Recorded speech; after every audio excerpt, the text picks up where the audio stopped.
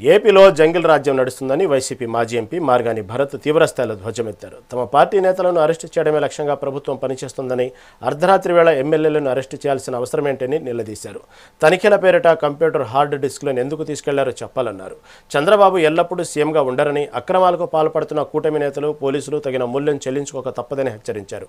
భోగాపురం ఎయిర్పోర్టుపై దుష్ప్రచారం చేస్తున్నారని, వైసీపీ హయాంలోనే దానికి సంబంధించిన భూసేకరణ ప్రక్రియ పూర్తయిందని స్పష్టం చేశారు. చంద్రబాబు నాయుడు గారు, నారా లోకేష్, పవన్ కళ్యాణ్ వీళ్ళు ముగ్గురు ఏం చెప్తున్నారనండి, ఎర్ర బస్సు వెళ్ళలేని ప్రాంతానికి ఎయిర్ బస్సు ఏంటి అని చెప్తా ఉన్నారు. మీరు క్లియర్ గా వీడియో చూశారు. ఆ రోజు మీటింగ్ లో ఒక మహిళ చెప్పిన మాట, ఎర్ర బస్సు రాని ప్రాంతానికి ఎయిర్ బస్సు ఏంటనేది ఆ మహిళ చెప్తే జగన్మోహన్ రెడ్డి గారు ఆ మహిళ ఇలా చెప్పిందని చెప్పారు. దానికి అర్థము భోగాపురం ఎయిర్పోర్ట్ వద్దని కాదు.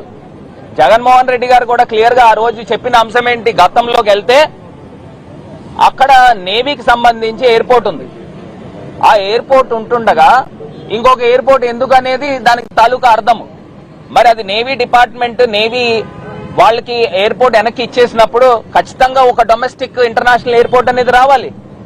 మరి దాన్ని గుర్తించే కదా జగనన్న 2800 ఎకరాలు ఆ ల్యాండ్ ఎక్వైర్ చేసి దానికి సంబంధించిన పర్మిషన్స్ అన్ని తీసుకుని వచ్చి మొత్తం పూర్తి స్థాయిగా ఆ వర్క్స్ అన్ని కూడా ప్రారంభించింది జగన్మోహన్ రెడ్డి గారి ప్రభుత్వం కాదా? ఇన్ని సంవత్సరాలు, 2 సంవత్సరాల కాలమైంది. ఈ కాలంలో పొగాకు రైతులు, అటు వరి కూడా చూస్తే వరి రైతులు కూడా చెప్తా ఉన్నారు, మీరు ఈ సంవత్సరం వరి పంట వేయొద్దు, మేము మద్దతు ధర ఇవ్వలేము, లేకపోతే ఇంకోటి అని రకరకాలు చెప్తా ఉన్నారు.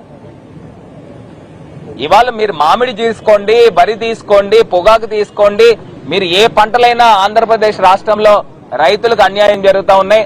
ఖచ్చితంగా వేలాది సంఖ్యలో రైతులు అక్కడికి వచ్చి జగన్మోహన్ రెడ్డి గారు మీ గురించి వస్తా ఉన్నారు.